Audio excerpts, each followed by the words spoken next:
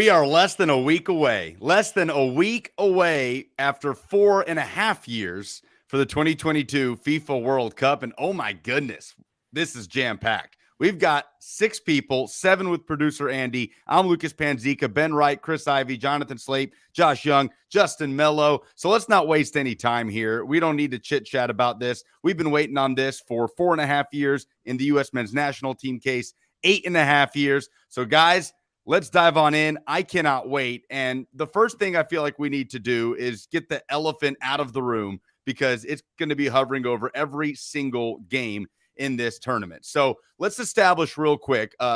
There's been some debate, I feel like, on the proper pronunciation of the country of Qatar or Qatar, whatever you want to call it.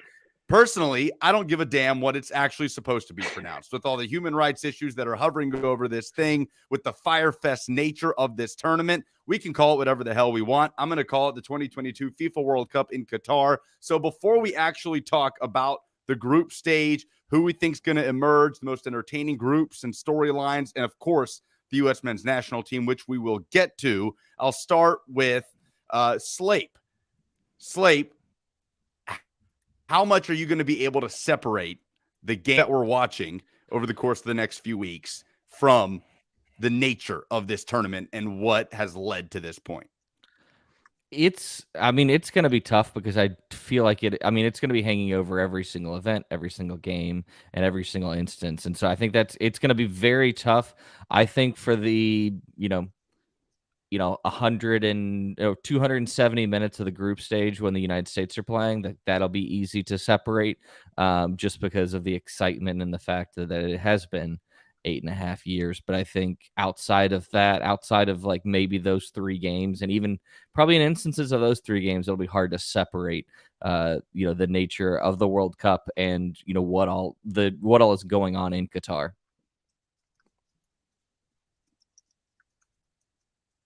Who wants to take the baton from Slape there? I mean, I'll go. I think for me, it's unfortunate. I think it's something that we're having to get used to. I mean, to a lesser extent, we already dealt with this in Russia back in 2018. I think it's just the unfortunate nature of FIFA and just global soccer as a whole. I mean, we're seeing it week to week in the Premier League with some of the ownership groups that are taking over the teams that we watch every week. And I think at some point you have to be able to separate the stuff that's going on in Qatar from the actual players on the field, who in most cases have absolutely nothing to do with it. But I think it's also important. I mean, Chris started out our World Cup preview series with a really good breakdown of just what all is going on off the field. And I think it's just absolutely important to do whatever we can to kind of raise awareness about that. And not that we have like a huge platform or anything, but we wouldn't be doing it justice if we just skipped over it. Yeah, and I'll add one other thing there to the end. I mean, that's kind of what they want this tournament to be. I thought Bruno Fernandes.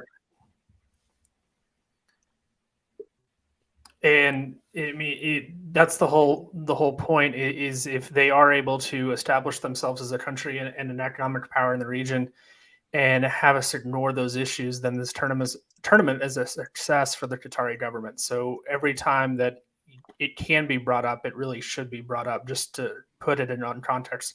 Like, what Slape and Ben are saying, once it's on the pitch and, U.S. is playing, I don't think you have to sit there and dwell on it in those, 90 minutes. But certainly when we have this, albeit a small platform here, to make sure that we frame what this World Cup is and what it means.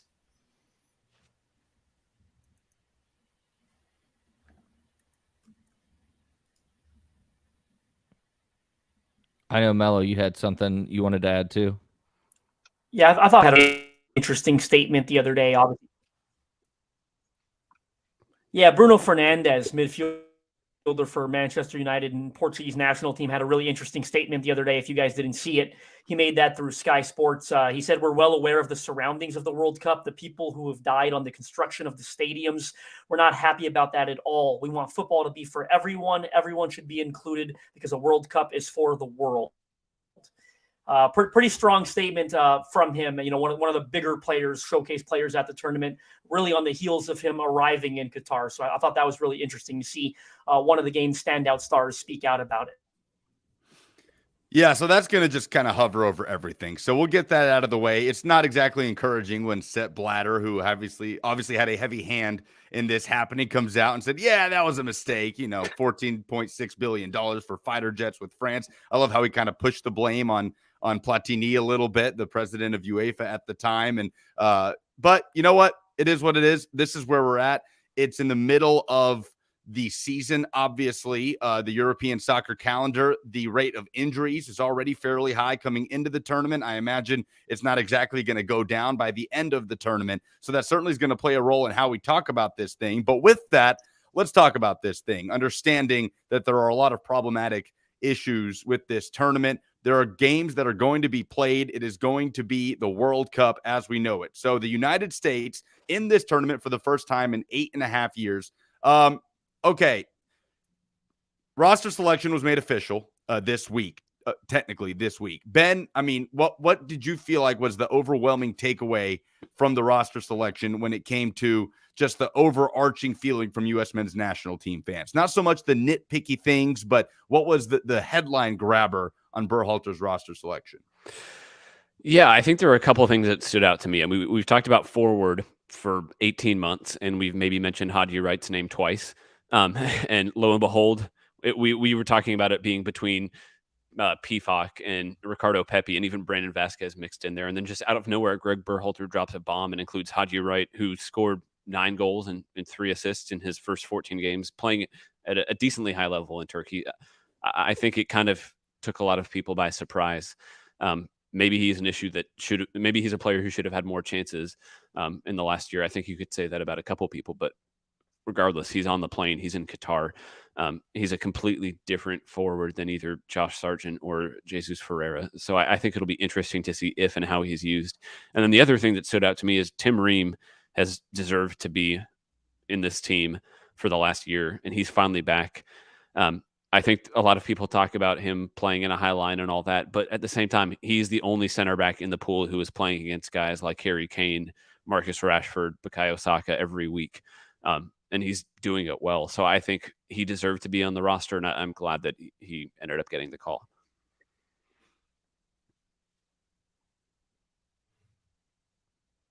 Go ahead, Slate. I would say probably my biggest concern going into this is the lack of a fifth center back. Looking at the center back core, like we know that we're missing a lot of guys. Miles Robinson, Chris Richards, probably being the two most notable, missing due to injury. When you look at these center backs, there's not a lot of speed there. I know we have on this roster Tim Ream and Walker Zimmerman starting together. I would be very, very concerned against anyone other than Wales with those two starting against each other, just from a lack of speed. Cameron Carter-Vickers is fast, but he really struggles to play the ball out of the back, and really probably would have rather seen like I know some people may not like this. I would have rather seen a guy like Mark McKenzie there than Shaq Moore. I really think that you don't need that many fullbacks when you have, a fifth. I'd rather have a fifth center back than a fifth fullback, especially knowing, Aaron Long struggling with some injuries, Tim Ream. I feel like you need another guy there. Yeah, going back to strikers and the kind of surprise inclusion of Haji Wright, I'm curious how everybody feels about the lack of Ricardo Pepi. Because, personally, I was kind of resigning myself to the fact that Pepi had seemed to have kind of worked his way out of, he'd kind of worked his way off the plane over the last couple months and his struggles in Germany. And then all of a sudden, he's gone back on loan in Holland and he's scoring for the club that he's on loan to in Holland. And I'm just curious, we talk a lot about, we want to see strikers scoring goals. He's scoring goals. I mean, he's scoring in the Eredivisie. Is that not, an equivalent level to what Haji Wright is doing in Turkey? I was curious what everybody thought about Ricardo Pepi after, the past couple of years and his emergence. That feels like a glaring absence to me. I think with Ricardo Pepi, you run into the issue like he's very similar to Josh Sargent, and Haji Wright provides something completely different to really any of the guys on the roster. His physicality, his ability to hold up the ball, and Pepi has started scoring a little bit recently, but Holland is known for, and the Eredivisie is known for not a lot of defending. And I would honestly say that Haji Wright, maybe he's playing in some of the most hostile environments outside of the Premier League in Turkey. So I feel like, 9 goals, 1 assist in 12 games. I personally, not a slight against Ricardo Pepi and his skill, would rather have the change of pace guy and a guy like Haji Wright there. Yeah, I think you need someone who can just throw into a game late and have them just hang out in the box and lump balls at them. I mean, it's not going to be pretty, but you need kind of just a target forward to throw stuff at. And I think it was going to be Haji Wright or Jordan Pifak. I mean, I think Brandon Vasquez is one that we've talked about who fit that role, but he was never in the equation. Yeah, the striker options are so interesting. It's kind of like, I think I described it as a much of a muchness. Like everyone kind of does something different. And so you could make a case for anybody that has, made the plane, but they're all going to do something really different. So I don't know. I feel like I don't think we'll see the same striker starting all 3 matches of the group stage. I don't know if that's something you guys would expect to change up game to game. Well, that kind of worries me, to be honest. The lack of the consistency there with whoever is leading the line. I mean, I feel like that's something that needs to be figured out and nailed down out of the group stage. And I wonder how much they're going to have an opportunity to do that in the group stage when you're not going to be playing a lot of teams that I feel like are comfortable with possession in the first 3 games here. I mean, Chris, if you want to jump in here, is it safe to say that the U.S. might be the team that wants to possess the ball, circulate the ball the most out of the 4 teams that accompany them here in this group?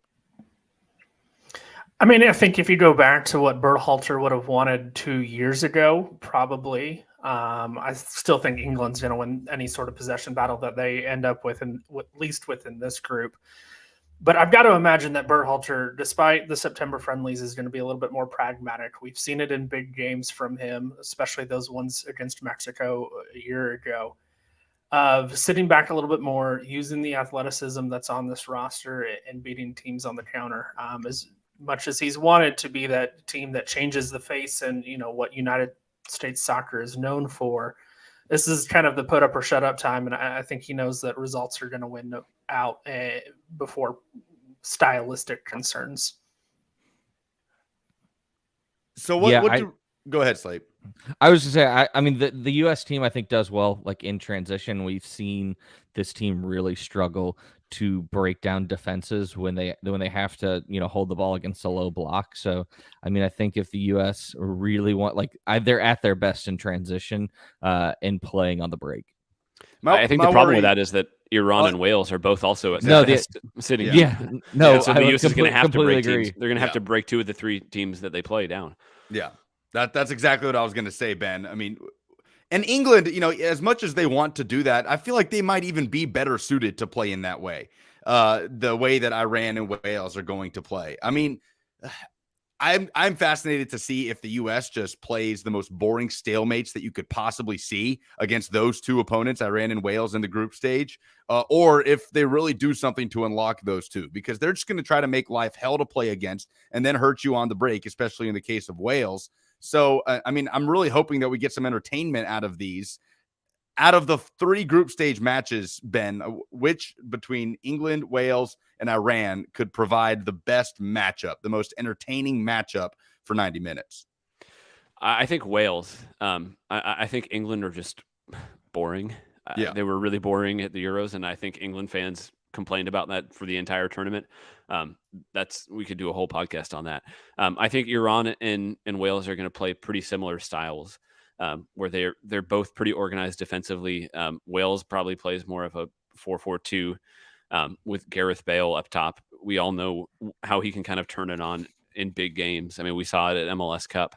For as poor as he was for the entire MLS season, when he needed to, he turned it on. But I think they have guys like him. Dan James is another guy who can really hit you on the counter. They have some pace in their attack. And I think we saw it's kind of their blueprint in the last couple of tournaments they've been in. They sit deep, they defend, they hit you on the counter. I think it's going to force the U.S. to really possess the ball and really break down a compact defense. And like Slape was saying, they struggled to do that in CONCACAF. This is a whole completely different level. This is a step up from World Cup qualifying. And I don't know if they have the players on the roster to really, really do that. I think Tyler Adams, he's great at breaking up play. He's not necessarily a ball progressor. Weston McKennie is great at arriving late into the box. He's not a ball progressor. Brendan Aronson isn't a ball progressor. He just kind of runs around in the final third and causes chaos. I think Yunus Musa is really the only option that they have who can break down a defense. And I think it's a lot to ask of a 19-year-old. So Wales is going to be a really big, tough opening match for this group. And I think depending on the result, I mean, we've seen how the first game of these tournaments can really set the stage for the rest of the tournament. I think it would have huge implications for the U.S. Yeah, I feel like England getting a draw before they meet the U.S. could potentially change the tenor of things down the stretch in this group. We'll see how that plays out early on, because I agree with you. I think the way those first few results come down, it'll be they play Iran first. So if England, obviously they'll fully expect to get a result against Iran. That's on Monday, a week from today. But if they end up falling short and not getting a result in that game, that could kind of significantly change how you view the group moving forward and how Greg Berhalter kind of makes his approach moving forward. But with that, what is the expectation here? Obviously, the last time the U.S. was in this tournament, when time 16 exit against Belgium with Tim Howard just completely standing on his head, it wasn't enough.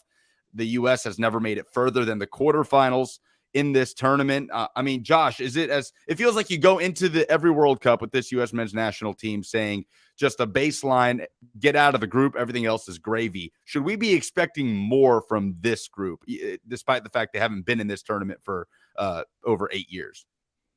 Yeah, I want to get out of the group and win a round of 16 match. I think that represents progress, and I'd like to see the style and the system be something more progressive than what we've seen from U.S. men's national teams squads in the past. I want to get out of the group, obviously, and if we get out of the group and we lose our first knockout round match, you could go so many different ways in terms of figuring out what that means to you. How did the U.S. play and all of that? But yeah, I want to see us get out of the group. I want to see our young talent. This is the most high-end talent that we've ever had for a United States men's national team side. And I want to see them shine. I want to see some highlight reel moments. And then beyond that, what would take it from a B+ to an A to an A+ would be winning that first match once we get out of the group. But a lot of it depends on draw too. So it's tough. I think getting out of the group is the baseline expectation here. However, I don't really give a shit how it happens. If it's a bunch of ugly goals, right now, just get out of the group. I really don't care how they play, because for me, this World Cup specifically is about experience for this team. Like Josh said, it's the most talent that we've ever had, but this talent is young, and this talent up until there's one person on this team that has World Cup experience, and that's DeAndre Yedlin. Most of these guys didn't have World Cup qualifying experience a little over a year ago. So for me, it's let's get out of the group. Who gives a shit how it happens? Gain that experience, because really it's for me, it's all about 2026. I'm not willing to say it doesn't matter what happens, because I think getting out of the group is the bare minimum. But looking at how the group breaks, you're playing probably either the Netherlands or Senegal, and neither of those matchups are great for the United States. So looking at other CONCACAF teams before we kind of zoom out and take a look at the big picture, in Group E, Costa Rica accompanies Spain, Germany, and Japan. Joel Campbell still exists. He will lead the Ticos in that group. And then Canada with Belgium, Morocco, and Croatia. So Justin, I'll defer to you on this. This Canadian national team is really, really fascinating. Obviously, it's kind of a golden generation for the country. A bit of an injury scare. Alphonso Davies looks like he'll be good to go. He was included in the team. Just what is the baseline expectation for Canada going into this tournament, accompanying Belgium and Croatia in Group F, two countries that certainly will expect to advance out of the group? Yeah, first of all, Canadians are just ecstatic to be there, I think, right? First time since 1986 that they've qualified for the World Cup. You said it there, certainly in the midst of a bit of a golden generation with Alphonso Davies being an all. Jonathan David playing terrific football up top for Lille, and even midfielder Steven Eustachio, who's in the best goal-scoring form of his career now who are still in the Champions League. So they're really excited to be there. I think they've drawn a very difficult group here, unfortunately, with the likes of Belgium, Croatia, who you mentioned will expect to get out of the group. And don't sleep on Morocco. I find a lot of Canadians are kind of taking Morocco lightly and expect to immediately get a positive result in that match, with world-class talent as well, right? Hakimi specifically, the right back there that uses club football for Paris Saint-Germain. So this is a really difficult group. I think this team, one that plays with a great system and structure, and they play together as a team. I think that was more so their strength than individual talent. That's why they got so many positive results. I give a lot of credit to the head coach, John Herdman, and the way he's brought them together. They strike me as a squad that can pull off an upset. I mean, saw them do that throughout qualifying with, against the United States, against Mexico. So I think Croatia and Belgium have to be on alert when it comes to Canada. But ultimately, I think of the conversation you guys just had looking ahead to 2026, where, of course, they'll be co-hosting the tournament. And I think this is a great tournament for them to get some experience, announce themselves back onto the world stage, and probably look ahead to 2026 rather quickly here. Okay, so let's open it up and take a look at the big picture here. We've talked about the U.S. men's national team, the biggest surprises, the expectations for that group. But as far as the World Cup as a whole, as you get a look at each and every group there, we'll start with kind of the last go round for two of the biggest stars this sport has ever seen. Certainly the biggest stars of our generation, anybody that's sitting here talking on this podcast. So Messi and Ronaldo, their last go round. I guess we'll start with Cristiano Ronaldo. I guess that's fitting right now. He's a little bit more in the forefront of the news at the moment. Can Ronaldo get himself into the news for a positive reason in this World Cup? I guess is the way that I'll frame it, as Portugal sits there in Group H with Ghana and Uruguay and South Korea. Justin, we just finished talking about Canada. Obviously, you have that tie to Portugal. So I'm really curious how you view this with Cristiano Ronaldo. And we don't have to get into the politics of whatever's going on with him in United. But I am interested in what his goal was with some of the comments he made with Piers Morgan about Manchester United going into, in the timing of it, going straight into the World Cup. He kind of drops that bomb and then he goes to be with the group's with his country's national team. So Justin, where do you think sort of Portuguese fans see Cristiano Ronaldo right now as he's sort of fallen from grace in the eyes of many other fans? Yeah, I think there's a lot of concern, a lot of confusion, some anger with the timing of the comments. I think it's the most interesting thing you mentioned, to do this on the heels of the tournament. What kind of questions are they going to be facing, right? It almost hangs like a cloud. And not only that, but you've got two teammates on the national team that are with you at the club, right? And Bruno Fernandes and Diogo Dalot. So what kind of questions are they? How annoyed are they going to be when they go out for a press conference about playing Ghana, and they'll, certainly be asked about Ronaldo's comments. So I certainly don't love the timing as a fan of the team and a fan of the country. So certainly not good. I'm very curious to see how he performs at this tournament because, I can admit that I'm a little biased in this conversation, but I found he's always performed well when his back's against the wall throughout his career. If you look at some of his best performances, they've come on the heels of, people criticizing him for one reason or another or being in poor form. But this is the biggest test I think he's ever faced in his career in relation to that, because obviously at 37 years old, things have gone horribly at Manchester United this year. He's fallen out of favor with the coaching staff. He's not really a first choice player. With that said, he'll be surrounded by some excellent teammates, right? Guys who can create for him. That I don't think has always been the case consistently at United since he's returned. Guys that he would have encountered if he had chosen City, right, over United at the time when he was making that decision. Guys like João Cancelo, guys like Bernardo Silva, playmakers that can set him up. So be really interesting to see. I think Ruben Diaz, another Manchester City compatriot of Ronaldo's, recently said if he had come to City instead of United last year, he would have scored 55 goals for us. So they certainly believe in the team that they have around him at Portugal. Certainly it's a better supporting cast than he's found at United in recent years. But his back's up against the wall here, and I think it's going to be really difficult for him. And they lost Diogo Jota to injury, by the way, as well. One of his running mates there at Liverpool, and that's a really big loss for the Portuguese national team. So really, really tough, and I can't wait to see how he responds to all this. I hope he blows both of his ACLs. Jesus Christ. That I won't stand for whatsoever. No, I mean, the Euro 2 years ago, you may recall, he was facing some similar questions. Fall from grace, he's done. Ended up winning the Golden Boot at the Euro, right? Just 2 short years ago. So again, it'll be curious to see how he responds. And he didn't even. Well, you're talking about Euro, the last iteration of the Euros, there, right? Yeah, that was 2016 because 20. Okay, that's right. 2021 but yeah. He's talking about 2016. Ronaldo no, didn't even the play. latest one. Yeah, the most recent one. Yeah, he won the Golden Boot. Right. The Golden Boot. But yeah, 2016, he obviously leads Portugal to the Euro title. It doesn't even really play in the final. So he has played such a major role, obviously, in every success Portugal has had at major tournaments. So cannot wait to see with him front and center how this goes and the conversation that's going to be kind of carried with him. So when it comes to Lionel Messi, who has been a little quieter when it comes to his production at PSG, hasn't exactly been overwhelming, but you just haven't really heard much from Lionel Messi since he made that move.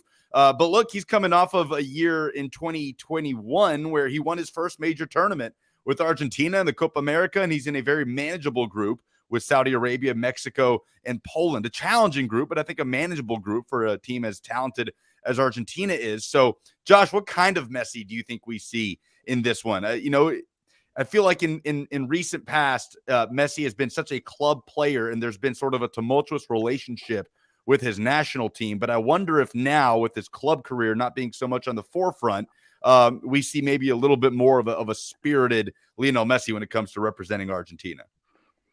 Yeah, and I think given everything he's accomplished in his career, beautiful kind of storybook ending for it all would obviously be seeing him lift the World Cup with Argentina. And I know that Messi has had kind of a fractured relationship with Argentina fans because they've seen what he's done at club level and always wanted to see him translate that to, playing for the national team.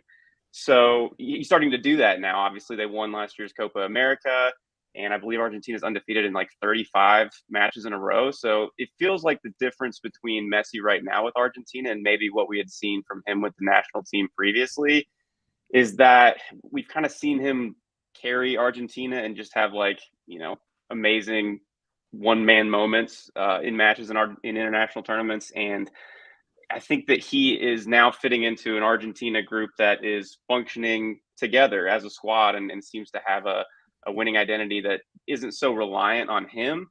I always enjoy the Ronaldo Messi narrative, and it does seem like Messi has kind of come out more favorable for a lot of reasons in recent years between the two of them. But Argentina, a favorite, I think, with the odds makers, certainly up there if they're not the odds-on favorite to win it all, given what they've accomplished in the last couple of years. But I think that, narratively, if the U.S. can't win it, I'd kind of like to see Messi win it with Argentina as well and kind of tick that one last box on his resume. I think he's already the GOAT, but it's something I think would be nice to see as a fan. I think one thing people might be sleeping on this Argentina squad is I find it's a more complete squad that they have around them this year. Maybe not quite as top heavy up front as they've been in recent years, when they had guys like Higuain who were still in the prime of their career. But when I look at this midfield and I look at the back four, I think they're better now than they've been in quite some time. One guy I think people really have to watch out for, Ben, I think I believe you're a United supporter, Enzo Fernandez, a center midfielder that they've been linked to, plays his club football right now at Benfica. Benfica, who topped Paris Saint-Germain in the Champions League group unbelievably, are unbeaten in 25 games this year. Enzo Fernandez is really the one that's making them click there again. I imagine he's going to be a starter here in Argentina. You pair him up in a midfield with a guy like Rodrigo de Paul at Atletico Madrid, and I think this is one of the best duos they've had at center mid throughout Messi's career. One of the big shames, though, is the fact that I mean, I really think that probably the teams in this World Cup is, Brazil is one of the other favorites. And the fact that it is impossible for us to get a Brazil-Argentina final just based on how the groups go. But yeah, no, I think that's just a big shame.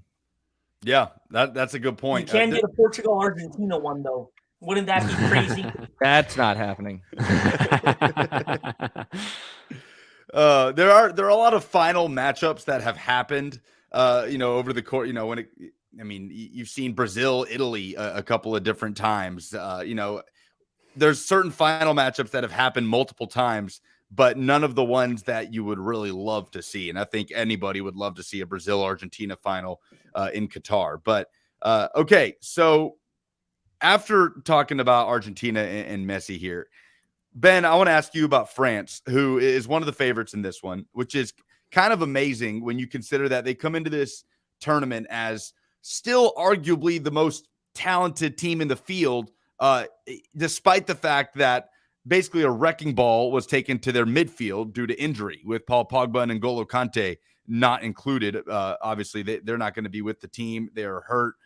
Another product of the World Cup being in the middle of the European soccer calendar. But I digress. Ben, how much does that limit this French team's ceiling, or does it at all? I mean, you could obviously, I guess, easily see this team still going on a run and going back-to-back for the first time since the Italians did it in 34-38. Yeah, I mean, I think it hurts. Obviously, you're missing Conte and Pogba, who were your starting duo when they won back in 2018. I think it's hard to replace them. They have a guy like Eduardo Camavinga, who is one of the more exciting young midfielders in Europe, who should kind of get a bigger role. They obviously are one of the deepest talented squads in the World Cup, other than maybe Brazil. So I don't think it'll be so much an issue of replacing those guys as just losing kind of the intangibles that they bring. Just prior World Cup experience, leadership, all that stuff. I think the biggest issue for them, though, is being in a group with Denmark. Denmark were tied with Germany for the best record in UEFA qualifying. I think they're my pick to be one of the dark horses of the tournament. They've scored goals during qualifying and during the Nations League just at a ridiculous rate, and they conceded 3 goals in their 10 qualifying games. So I mean, they're one of the better defensive units in UEFA. I think, the France-Denmark game is one of my games to watch in the group stage, and I think that's going to decide the group. I think there's a really realistic scenario where France, if they kind of have one of their characteristic slow starts, they finish second in the group. I could see Denmark winning this for sure, and I think it's a testament to just kind of how good Denmark is, but I think France is also in a little bit of upheaval, and it feels like there's always room for some drama with France. Should be noted, though, France with the current Ballon d'Or holder in Karim Benzema, who is back in the squad finally after blackmailing his teammate with a sex tape. No big deal. Hey, it's always the French with this stuff, man. I mean, you had in 2010, was it Anelka that just had a complete falling out, and that French national team completely crashed and burned after getting all the way to the final in 2006. And there's always some sort of drama with the French national team. I am excited to see Benzema leading the line once again for France. He seems like he's hitting some sort of stride in his career at this age now that is really remarkable. But all right, we're going to go down as you see it here on the left side of the screen, starting with Ben. We'll just keep it with you as far as the most interesting group in the field. And just for the sake of saving time, we have it in the rundown who emerges from the group of death. But guys, I'm going to be honest, when I've been looking at this since the groups were drawn, and I can't pinpoint a definite group of death. And that's the first time, I think, in my lifetime that's ever happened in the World Cup. So starting with Ben, then we'll go down Josh, Chris, Slape, and Justin. Tell me your favorite group, the most intriguing group, and what you think actually qualifies as the group of death in this tournament. Maybe those are two in the same. I don't know. I feel like there are 6 different group of deaths. Yeah. I'm really interested in Group F, though. I think Belgium will win it, and then I think you can make a really good case for all 3 of the other teams to finish second. Morocco just looking through the list of players they have on their roster, they have maybe the best fullback duo. Achraf Hakimi starting for PSG, and I'm blanking on their left back name, but he's been regularly getting minutes for Bayern Munich. They have Ziyech on the wings. A lot of talent. They're used to playing in this climate. I think they could really maybe take advantage of kind of an aging Croatia side. I mean, Luka Modric is still running the show for them, and he's 37. I think that will be kind of maybe a slept-on factor is that they're going to be playing in 95 degrees. And I think it's really going to hurt some of these older teams. I think Morocco could cause some problems. And then Canada, I mean, we saw them overachieve and just take people by surprise all throughout CONCACAF qualifying. Like Justin said, they're one of the better organized teams that we're going to see. I think they could surprise some people as well. So, yeah, I don't know. I feel like Belgium is the clear favorite, and then anyone else could finish second. So I think it's as unpredictable as it gets. Josh? It's interesting you've got Belgium as the nailed-on favorite in Group F. I'm sure a lot of people do, but like I approached filling out our in our prediction group, I kind of approached it like March Madness, and you never want to like go too chalky. Like you always need to kind of take a blue blood and say like, okay, which one of these guys is going to lose a little early? And I opted for Belgium in looking at that group. I thought maybe Canada and Croatia would get out. So that'll be an interesting one. I'm very interested in Group E. It was funny. We were looking at the running order. I was like, what is the group of death? We just had in there, we discussed it, and I really couldn't pin it down. But Group E is the one I thought maybe got the closest to that for me. Just given Spain and Germany, we were talking about like kind of the emotional journey I think a lot of us have gone on in like getting excited for this World Cup. But the thing that kind of brought me all the way around to it, aside from the United States being back for the first time in 8 years, was just remembering how cool international football is. And like, it's kind of the thing that got me into this sport. Really. It started around like Euro 2008. And that coincided with Spain's run where they won Euros, World Cup Euros. And then after that, Germany were the team that kind of took up the mantle and were the powerhouse in international football. So I'm always curious to watch out for those two and what they do in international tournaments. And yeah, curious to see what happens with those guys. Costa Rica, yeah, you're talking about Joel Campbell still being there. Still led by, I think, like a 59-year-old Brian Ruiz. It's the worst. It's the worst Costa Rica team in decades. Justice for Randall Ayala. It feels very strange that they're there, and also Randall Ayala should be on that squad. Yeah, I don't understand that either. But Group E, a fun one for me. Chris? Yeah, so I'm glad I'm not the only one who approached filling out their World Cup predictions like NCAA tournament. And I was the same way of you don't want to go too chalky and you've got to find a mid-major in there somewhere to make a run. So my favorite group and the one I'm going to be watching is Group A. So before the news of Sadio Mane getting hurt there for Bayern Munich, I had Senegal winning this group with Qatar, Ecuador, and topping the Netherlands. I think they are built back to front. They've got great players at every level. If I still am going to roll with them, even with the Mane injury, and I'm going to stay with my prediction of them finishing first. But honestly, I could make a good case and a good argument for any of the four to make it out of this group. So Qatar is the host country. We all know that the type of lift that gives any sort of team in making it out of a group stage. U.S. in 94 had no business making it out of a group, yet did so as the host country. And they've got a lot of guys who play on their club soccer together. About half of that team comes from two clubs in the Qatari League. So there's going to be a level of familiarity there as well. Ecuador had a great qualifying campaign, picked up draws at home against both Brazil and Argentina. A lot of MLS guys there too, just for the intrigue for any American viewer. And then the Netherlands. This is a country that should always be in the World Cup, but didn't make it 4 years ago. They were the Italy of 4 years ago, essentially, of that powerhouse that we expect to be here.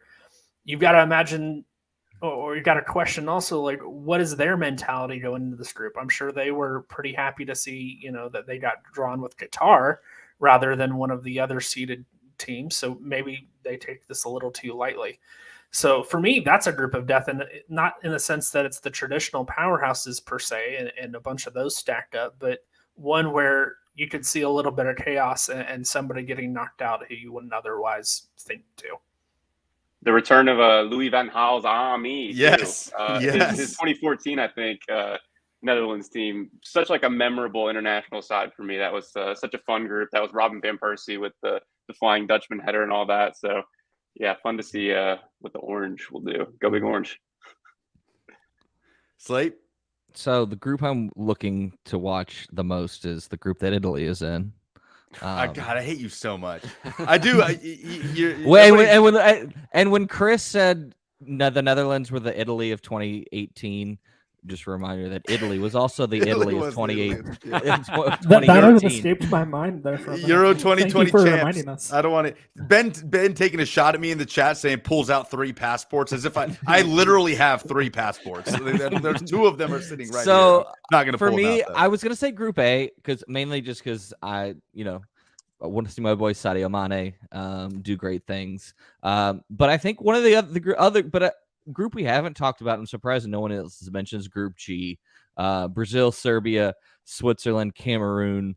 That is just a really fun group. And like I have Brazil going out, like winning the group. But honestly, I would say that any of the other 3 teams are in a place where they could be the second place team that gets out. And so I think that those matchups, I especially think the Brazil-Cameroon game is going to be really fun. That Cameroon team that went all the way to the African Cup of Nations final, losing out to Senegal. But yeah, I'm excited for this. Justin? Yeah, Slate kind of stole my thunder there because I was going to say Group G in terms of the one I'm most interested in because I do think Brazil are the obvious favorites there. But I agree that any of those other 3 could advance out of this group, like Serbia. And pardon me if I butcher a couple names here, but the striker on Juventus there, Dusan Vlahovic, fantastic player in terrific form, really makes Serbia a great threat up front. You look at Cameroon, I believe Vincent Aboubakar is still there, still their captain, has been around for a while, has played and scored a lot of goals in top European leagues. If they play a 2-striker system, you can team him up with Choupo-Moting, right, who's having a pretty good year at Bayern Munich as well. So really interesting goal-scoring threat there on Cameroon, an underrated squad. And then also Switzerland, right? I think we've seen what they're capable of on the big stage and are totally capable of getting out of this group. In terms of the group of death, I agree. I overwhelmingly feel that it is Group E, right? With Spain and Germany, obviously, probably the most top heavy.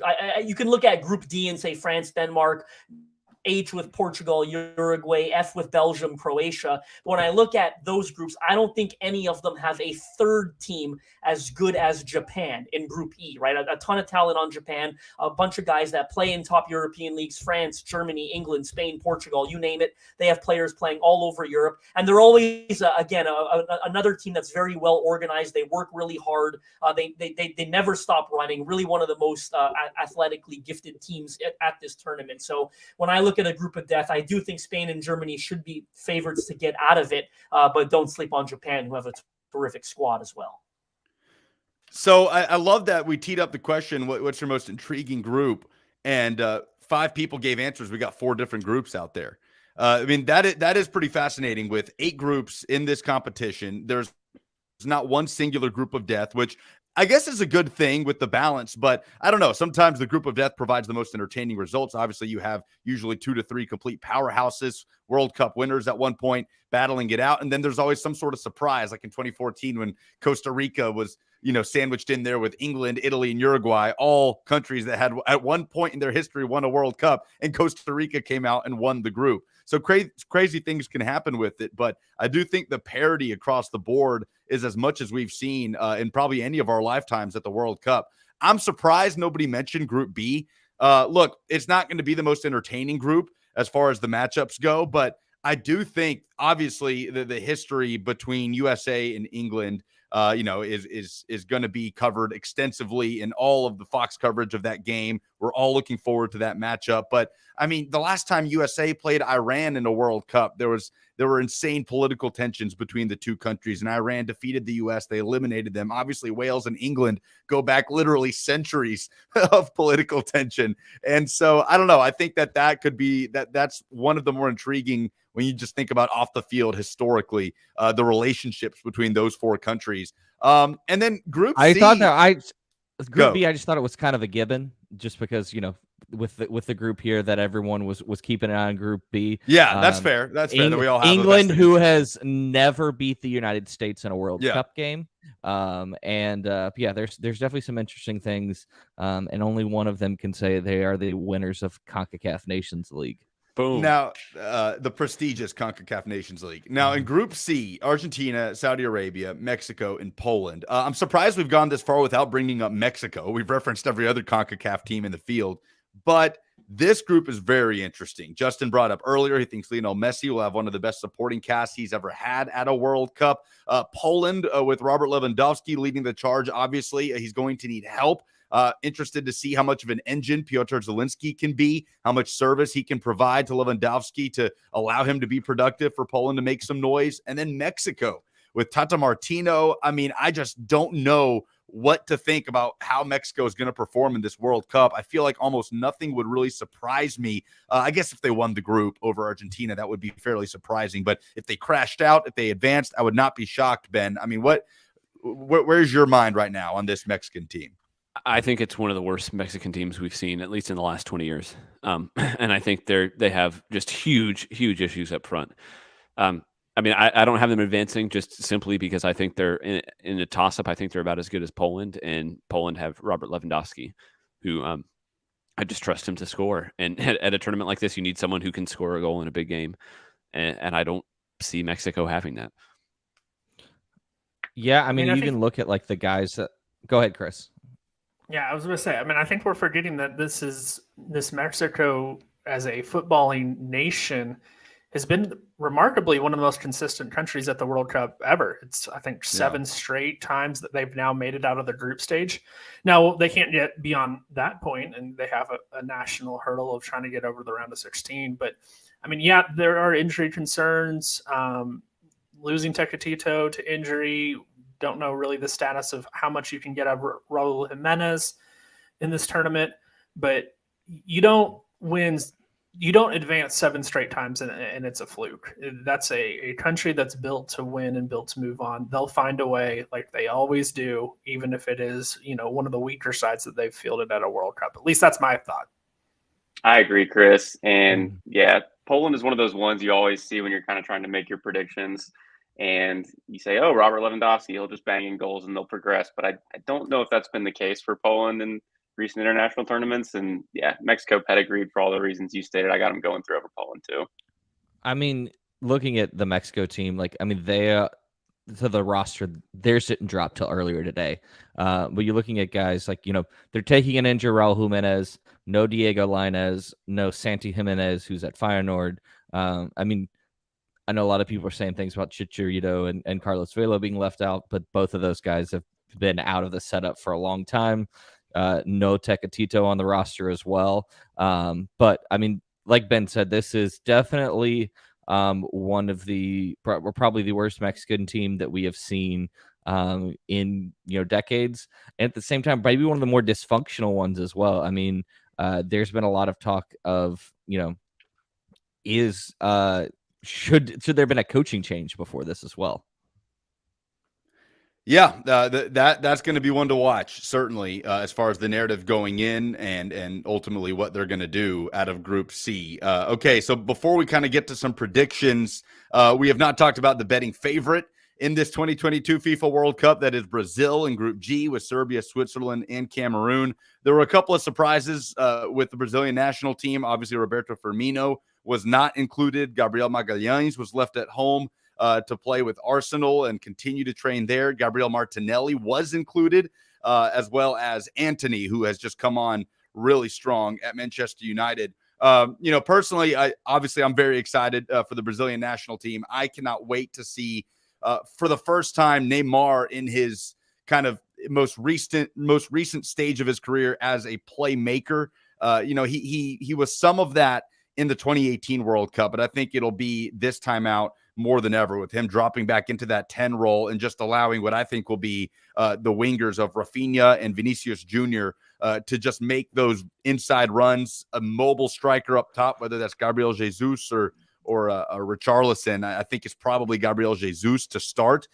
Those guys will probably swap out during group play, but I just think that this has the potential to be the most dynamic group, and I feel like it is it is the Brazilian team that is most likely to kind of bring back that free-flowing flair that they established themselves as for just decades before kind of, since the 2002 World Cup win, they kind of got drilled into a more organizational, maybe a little bit defensive and European kind of team. I do think they bring a little bit of those vibes back with this group, and it's not just Neymar carrying the load as it has been for a few years in between. But I mean, what's the most interesting thing about this Brazilian national team, Chris, for you?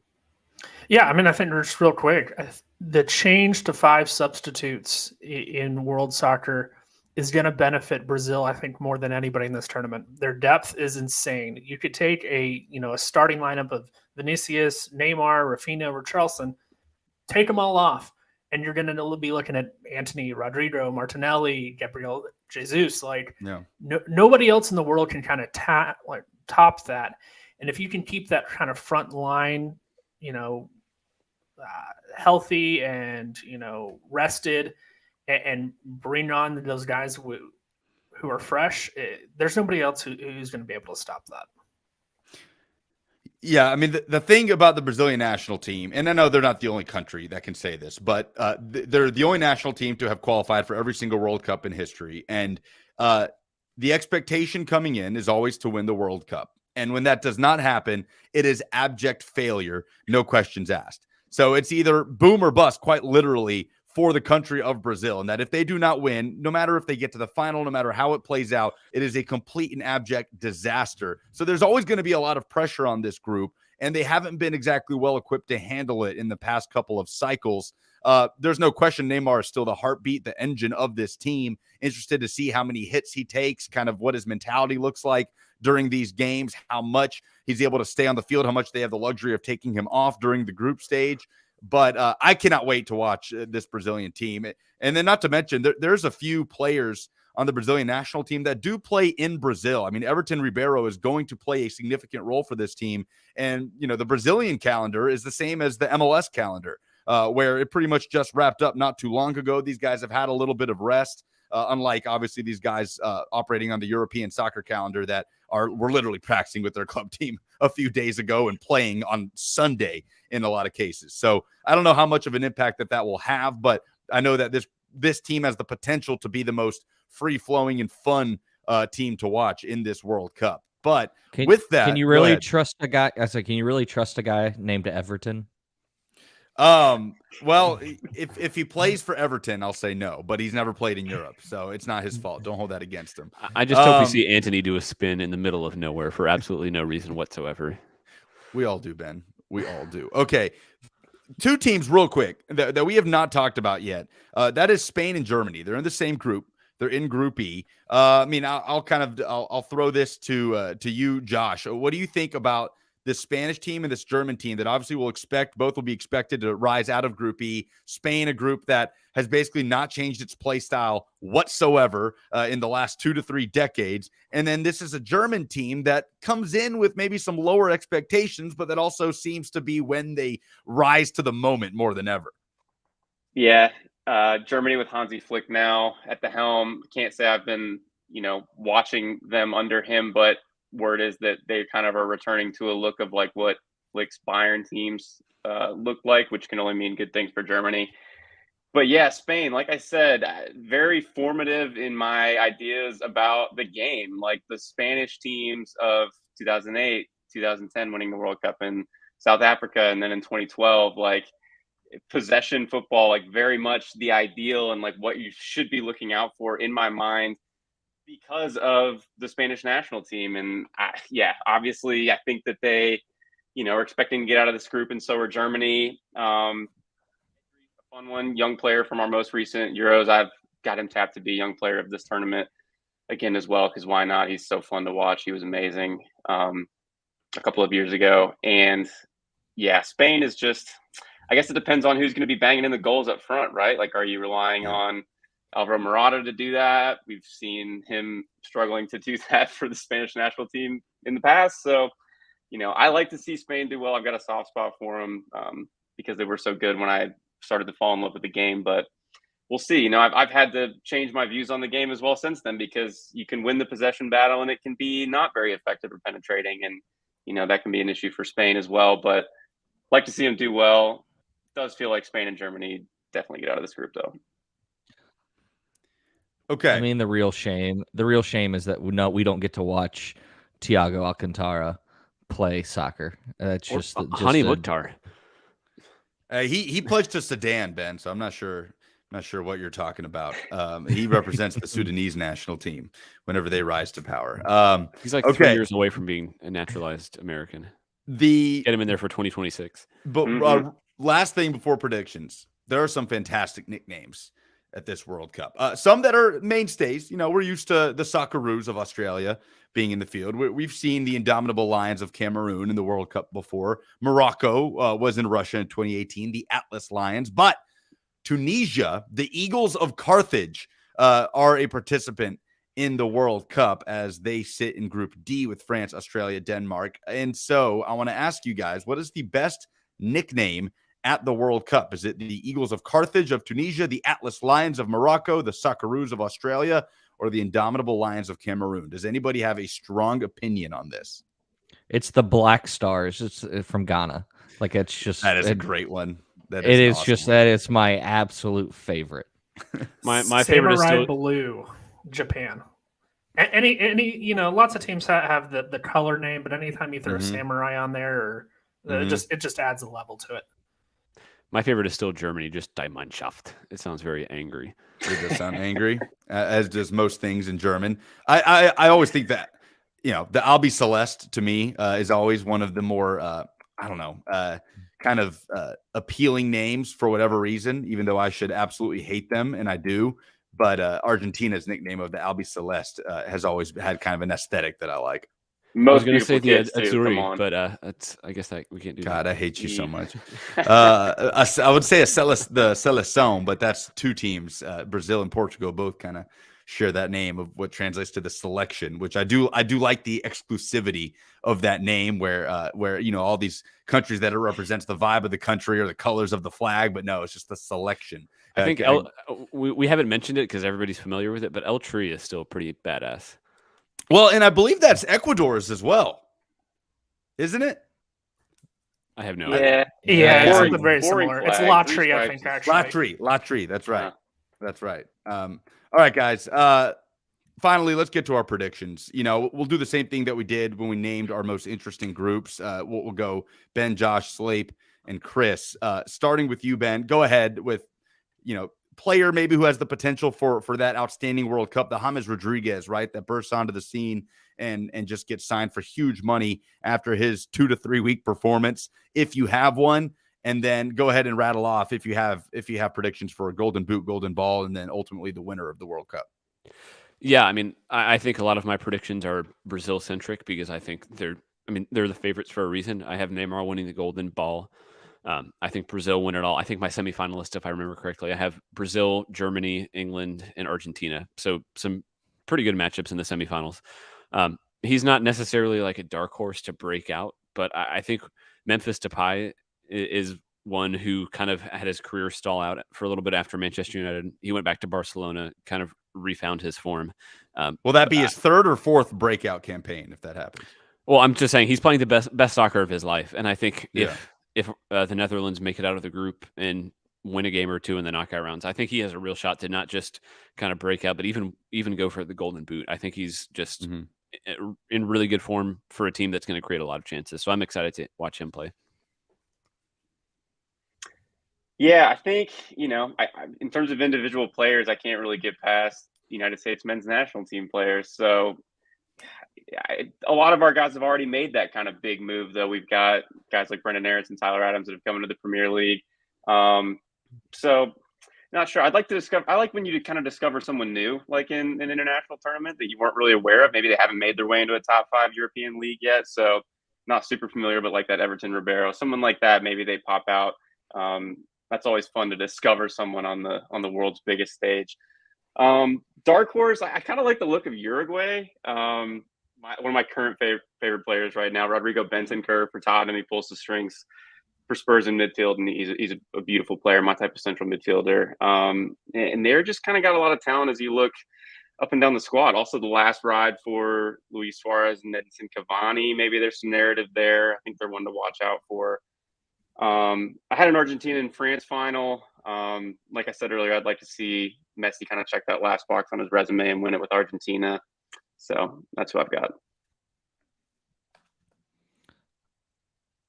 Chris? Yeah, so I mean, I'm kind of with what the prevailing opinion is Brazil's my favorite to win this. I think anybody who's going to contend for Golden Boot or Player of the Tournament probably comes from Brazil. As far as my Jaime Rodriguez of this tournament, I actually picked out somebody who's kind of in a really similar position. So somebody who literally is playing their ball at Monaco, where Rodriguez was at the time of the World Cup.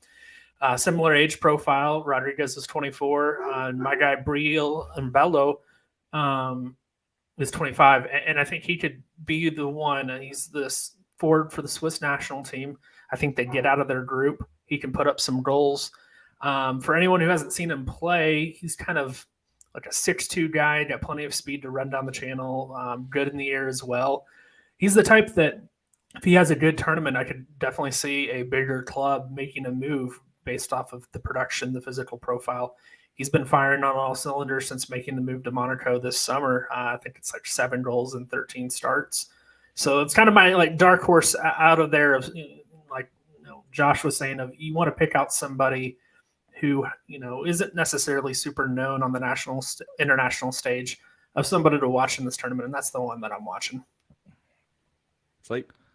I think for me, player who has a potential for an outstanding World Cup, I think Walker Zimmerman is one of those guys that I think if the United States does well at the World Cup, that it's going to be a large part because of Walker Zimmerman. We saw him, take a step up last year where he went from not even making the roster and being a last second addition or even an injury addition to captaining the national team at times. And so I think that, he is one that is poised to, if he has a great World Cup, I think he has a lot of the physical tools that would translate well to Europe, and would not be surprised to see someone go big for him. Dark horse, I'm always, partial to Uruguay. I think they, as a nation and a team, have a bit of I like a chaos agent. Luis Suarez has always been a chaos agent. Darwin Nunez is taking up that mantle and is an agent of chaos. And so I definitely think that. And then at Golden Boot, Golden Ball, it's really going to be down to, I think, to Messi, Mbappe, Neymar, those guys that are going the furthest. And I have Brazil winning it all. Yeah, Uruguay rarely will go quietly. So that's a good shout. I like their balance that they have of attacking talent, of young and old. Cavani and Suarez obviously still in there. You guys know, you guys know exactly where I'm going to go. Brazil is going to win this tournament in my mind. Neymar, as much as we can talk about, and Messi, with this being that final check mark of his career, in a lot of ways that would apply to Neymar in the eyes of Brazilian people. He's certainly the right figure a bunch of different reasons, but if you brought Brazil a World Cup, the first since 2002, literally 2 decades, then I think that would change how he's viewed in a lot of ways, despite the fact that he's on track to pass Pele for being the lead scorer of the Brazilian national team, which is just insane. As far as player who has the potential for that outstanding tournament to get that move, I really like the Walker Zimmerman shout, Slape. I'll keep it with the U.S. men's national team. This guy, this is not like an unknown commodity by any stretch. He's arguably the most purely talented player on the national team. But if Gio Reyna stays healthy, and if Gio Reyna has a massive impact for the U.S. men's national team in a quarterfinal type of run, I wonder if that would be enough to earn him a big move that would have some clubs see past the inconsistencies with injury with him. That's probably not the type of answer that you're looking for when it comes to asking that question, but it would fascinate me if Reyna were able to string together just 2 to 3 weeks of consistency in that way. And also, there's so many young players that you could lump into this category that have already made that massive move. I feel like more than ever in this World Cup. Vinicius made that move when he was like 16 years old. I mean, Mbappe is still incredibly young. Pedri broke out in the Euros last year for Spain. I mean, he's 19 playing for Barcelona. So the amount of young superstar talent in this tournament there's so much of it. And as far as the dark horse goes, I like the Netherlands. I think that they can make some noise with Wijnaldum and Frenkie de Jong in midfield and Louis van Gaal back there. And they obviously did not play in the 2018 World Cup, did not qualify. So it wouldn't be surprised. I've got Brazil winning it all. If they do, Neymar is the heartbeat. I want one for Dani Alves, 39-year-old Dani Alves, who is in this team. He's not going to have much of an impact. Maybe he'll come on and help them defend a lead with his experience now and then. But I do think he's important to have just on the bench and in the dressing room just for all of those players. But yeah, so obviously that's who I'm going to go with. Guys, I cannot wait. We're going to have to see past a few things when it comes to this. We're going to have to kind of, for some of us, wade through, it being in the middle of the American football season, which is a challenge for some people. And more than anything, I guess it's the challenge of getting that mass interest and the amount of eyeballs that you would definitely get if it were in the summer, right? But I'm fascinated to see how this country consumes this tournament, with it being right smack in the middle of November, December, the most critical months of the NFL and college football regular season. So we'll see. I mean, closing thoughts here, Ben. I mean, what kind of coverage can we kind of expect coming up here on Speedway Soccer? Yeah, Chris and I have been previewing each group. So I believe we have Group G coming out tomorrow and then wrapping it up on Wednesday with Group H. We'll have coverage of the U.S. games. We'll see what kind of happens with the tournament and how far they go and what that turns into. Hopefully we'll have a couple more of these podcasts as well, just kind of recapping it. Like you were saying, I do think it's kind of a mixed bag having it in November. In the U.S., it gives potential for a lot of just massive numbers that we haven't seen before. But I'm really sad that it's not in the summer. I think you just lose some of the kind of, the tradition of it, but also just like kids are in school and aren't going to be able to watch these games and stuff like that. So I think it's going to be a weird one, but I'm excited nonetheless. I didn't think I was going to be as excited for it as I am, and I'm really excited.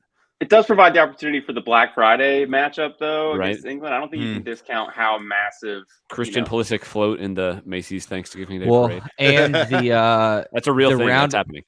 The round of 16 game, if the U.S. advances, will either be Saturday or Sunday, and so you're looking at a weekend, and if it's Sunday, then the quarterfinal game would be on a Saturday as well. So that's good.